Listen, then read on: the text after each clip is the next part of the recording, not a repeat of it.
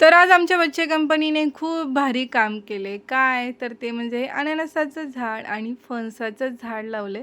या बकेटमध्ये माती वगैरे ते घेऊन आले शेतामध्ये जाऊनच आणि त्यानंतर याच्यामध्ये झाड लावलं आणि अननस जो आहे तो आम्ही घरीच आणलेला होता हा खायला. त्याचाच कट याच्यामध्ये लावला आहे. जर त्याला मुळं वगैरे आली तर तो देखील आम्ही लावून देऊ. त्यानंतर आज मला नाश्त्यासाठी बनवायचे होते नाचणीचे घावणे आणि इथं नीलचे मध्ये करणं चाललेलं होतं. तर हे जे घावणे आहेत पटकन 10 मिनिटामध्ये आपण मुलांच्या टिफिनसाठी बनवून देऊ शकतो. तर इथं मी नाचणीचं पीठ घेतलं आहे, त्याच्यामध्ये 1 चमचाभर तांदळाचं पीठ टाकलं आहे. त्यानंतर ज्या व्हेजिटेबल्स असतील त्या टाकायच्या आणि चवीनुसार मीठ टाकायचं. एकदम टेस्टी आणि हेल्दी डिश आहे ही आणि ज्या पद्धतीने आपण आंबोळी बनवतो त्या पद्धतीनेच हे बनवून घ्यायचं. तर बघा अशा पद्धतीचे डोसे होतात आणि खायला देखील एकदम टेस्टी लागतात. त्यानंतर ताईंचं आणि माझं काम होतं म्हणून आम्ही दोघी निघालेलो होतो बाहेर. त्यानंतर इव्हनिंगला आणलेल्या होत्या आमच्या छोट्या जाऊबाई.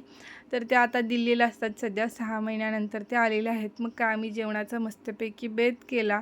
अंडा कढी बनवलेली होती. मुलांना भूक लागली म्हणून म्हटलं चला मुलांना आधी वाढून घेऊयात. त्यानंतर आम्ही सगळ्यांनी मस्त असं जेवण केलं आणि आज बऱ्याच दिवसानंतर अंडा कढी बनवलेली होती आणि टेस्टी देखील झालेली होती.